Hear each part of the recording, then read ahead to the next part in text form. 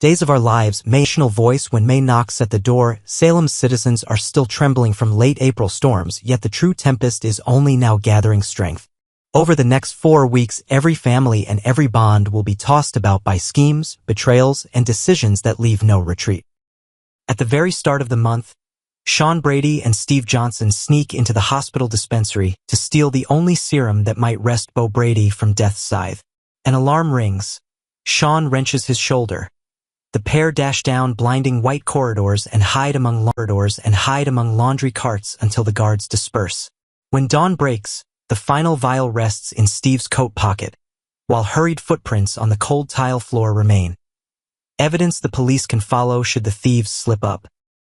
Meanwhile, in the DiMera mansion, E.J. DiMera, ever calculating behind a polished smile, receives Rita Leslie in a lamplit study.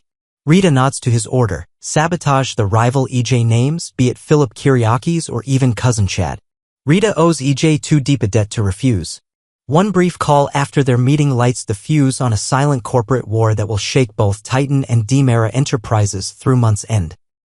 Across town in Titan Tower, Xander and Alex Kiriakis pore over legal papers meant to oust Philip from the executive chair. Their aim: swallow DiMera Enterprises with no fingerprints left behind. That cable is pulled taut on the month's first Friday. Days later, Steve and Sean return to the ICU and deliver the serum to Kayla. Bo still lies in a coma, yet as the medicine drips into his veins his eyelashes flutter, enough for Hope, who has stood vigil all night, to weep with relief. Doctors dare not promise, but they admit a chance has sparked. Hope's spark is quickly shadowed by fresh ruin. Sarah Horton, heavy with guilt for hiding Philip's forged letter, joins Xander on a seaside anniversary trip. The surf, the candles, the wine form the perfect confession scene. Sarah admits she knew of the forgery all along. Xander's face freezes, then the storm breaks. A glass shatters at their feet, and their once sweet marriage teeters over a widening crack of fury. Elsewhere, Johnny DiMera still reels from the failed adoption with Sophia Choi. Chanel, his newlywed wife, suspects when she sees Johnny quietly comfort Sophia. Sophia herself is cornered by her mother, Amy: either keep the baby and marry Tate Black or bear the consequences alone. Family ties choke Sophia while Tate secretly vows to spirit her out of Salem in early June, far from every pressure. Stirring the pot, Susan Banks suddenly swears Johnny was the gunman who shot E.J. No evidence? Only intuition, yet Salem dynasties have crumbled on less. Instead of quashing the gossip, E.J. remains silent, poised to turn suspicion into leverage, even if it means sacrificing his own son for power. In the hospital wing the serum works. Bo opens his eyes in Hope's arms, yet recent memories are scattered. He regards wife and children as strangers. Worse, police file charges against Steve and Sean for stealing a controlled drug. Hope rallies lawyers, ready to battle the city prosecutor to shield her son and comrade, even if she must confront the entire justice system. During these tense days, Chad DiMera tires of resisting his heart. After a late supper with Kat Green, the woman whose warm glance stirs echoes of Abigail, Chad lets his guard fall.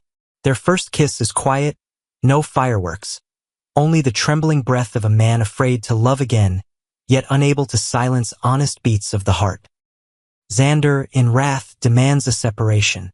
Sarah crumbles, realizing happiness can slip away not through greatest sins but through silence kept too long. She returns to Salem, hoping Xander's anger will cool, unsure which doors remain open. As May nears its end, Bo must choose: cooperate with prosecutors to ease Sean and Steve's punishment, or stay silent to preserve family honor. Hope urges her husband that his life costs their freedom. She will accept any plea so long as they remain together.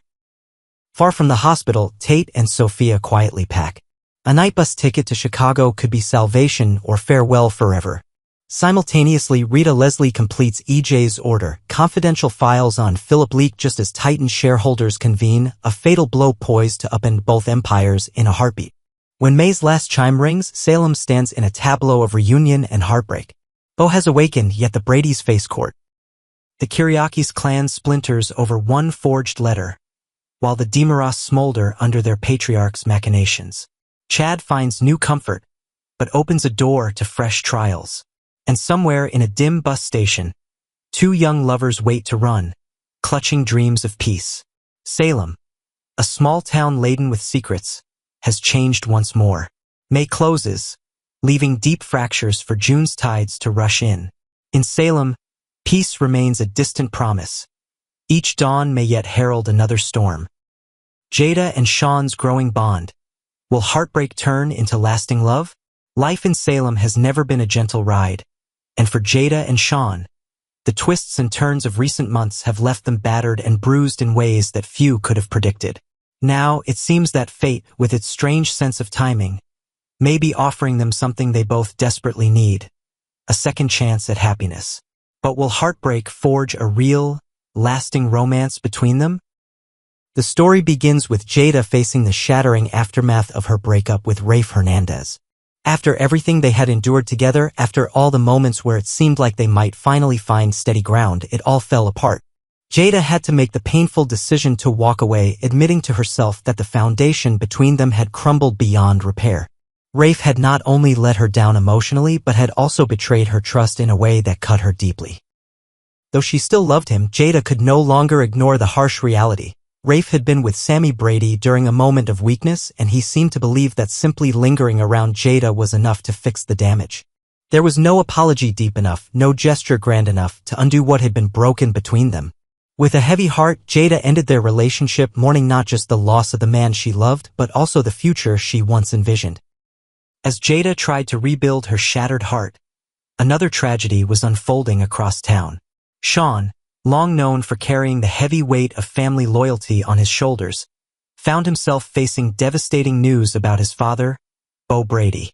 On a quiet, otherwise unremarkable Monday, the phone rang, and with it came a message that would shake Sean's world to its very core. His father was dying. The call, likely from his mother Hope Brady, was brief but devastating. As he hung up, the reality of the situation crashed down upon him like a tidal wave. Bo, the man who had been his hero, his role model, and his greatest source of strength, was slipping away, and there was nothing Sean could do to stop it. Reeling from the news, drowning in a sea of guilt, memories, and helplessness, Sean found himself turning to the one person who truly understood what it meant to hurt so deeply, Jada.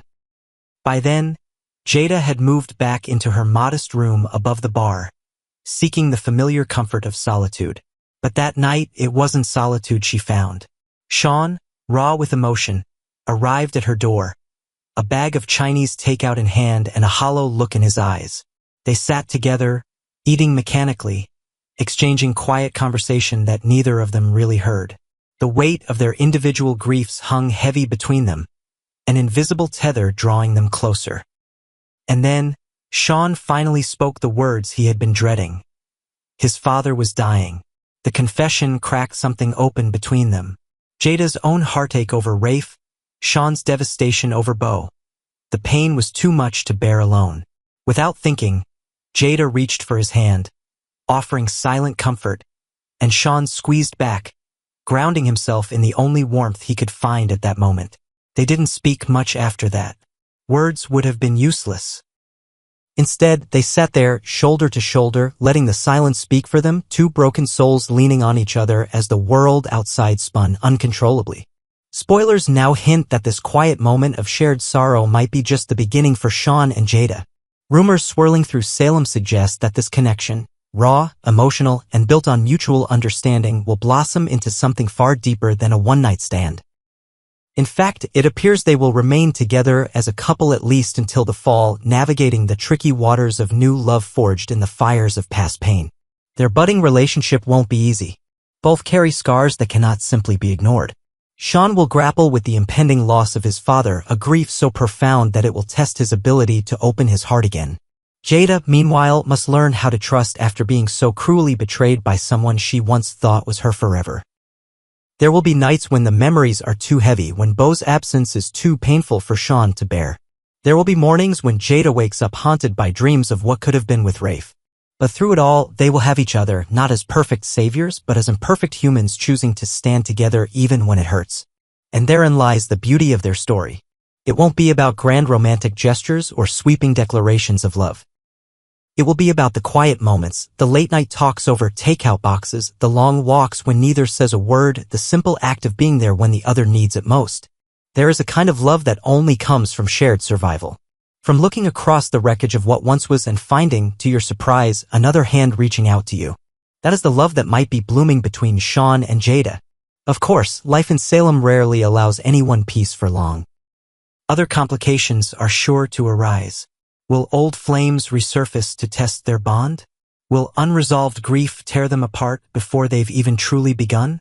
Will their past mistakes come back to haunt them in ways they cannot predict? No one can say for sure. But for now, at least, Jada and Sean have found each other in the ruins of their respective heartbreaks.